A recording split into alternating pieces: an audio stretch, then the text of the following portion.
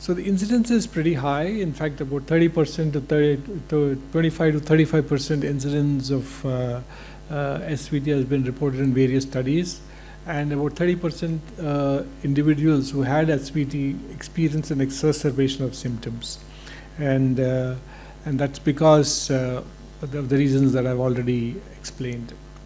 So how do we manage? We try vagal maneuvers first, and if they do not work, we can give intravenous adenosine, which is the drug of choice.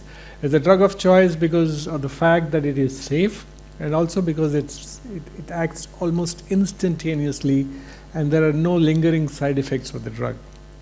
Though there are insufficient data in the first trimester on the use of adenosine, it is expected to be safe, and it's absolutely safe and effective in the second and third trimesters and can be used without any hesitation.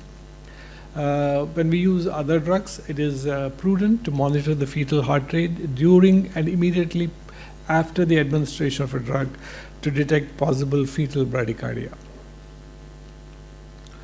So when adenosine doesn't work, we can use intravenous propranolol or metoprolol. We avoid intravenous verapamil, which can cause prolonged hypotension. It can also cause myocardial depression in the fetus. So, of course, if the SVT persists and is hemodynamically unstable, we need to do electrical cardioversion. We generally withhold chronic medical therapy in these individuals if it's a first episode or a first reported episode, and we generally advocate an approach called the pill in the purse. That is, they carry the 2 or 3 tablets in their purse or their wallet, and they take it if there is an attack of the arrhythmia. We try to avoid, unless the individual is symptomatic with very frequent and long duration episodes, and if the episodes are hemodynamically not tolerated. So otherwise, we just ask them to carry about 3 or 4 tablets of metoprolol, and they take 2 tablets at a time when they experience the symptom.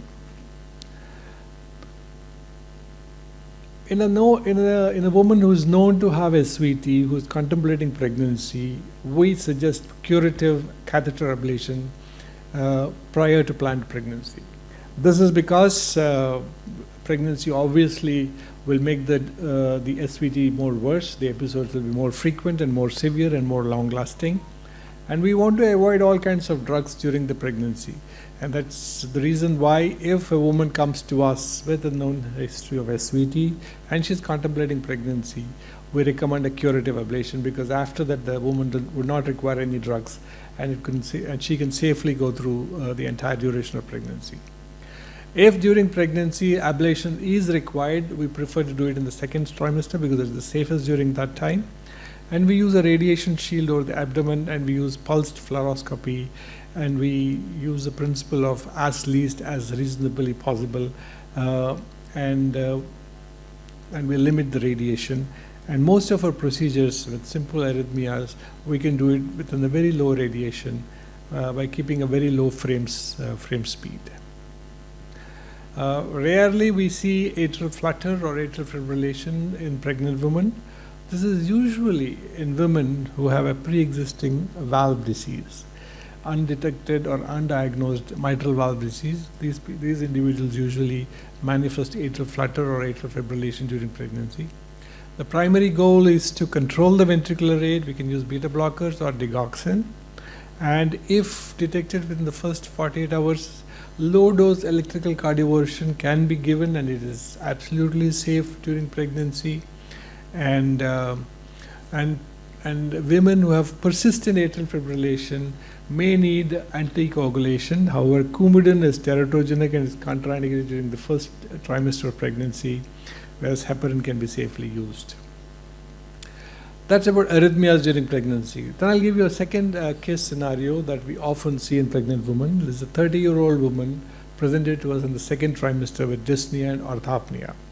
On clinical examination, she had evidence of a heart valve murmur, and the echocardiography proved that she has tight mitral stenosis because of rheumatic heart disease.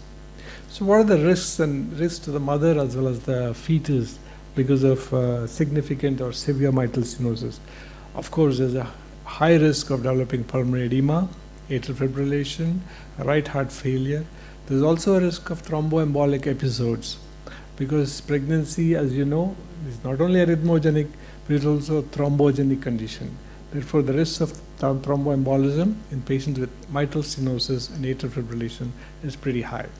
So we manage with carefully titrated dose of diuretics, control the rate in the case of atrial fibrillation, and anticoagulation. If not in the first trimester, we can use Coumadin, but if in the first trimester, we may have to use heparin. And most of these women can have assisted vaginal delivery, and the decision to do a non-vaginal delivery is purely based on obstetric indications and not on cardiac indications.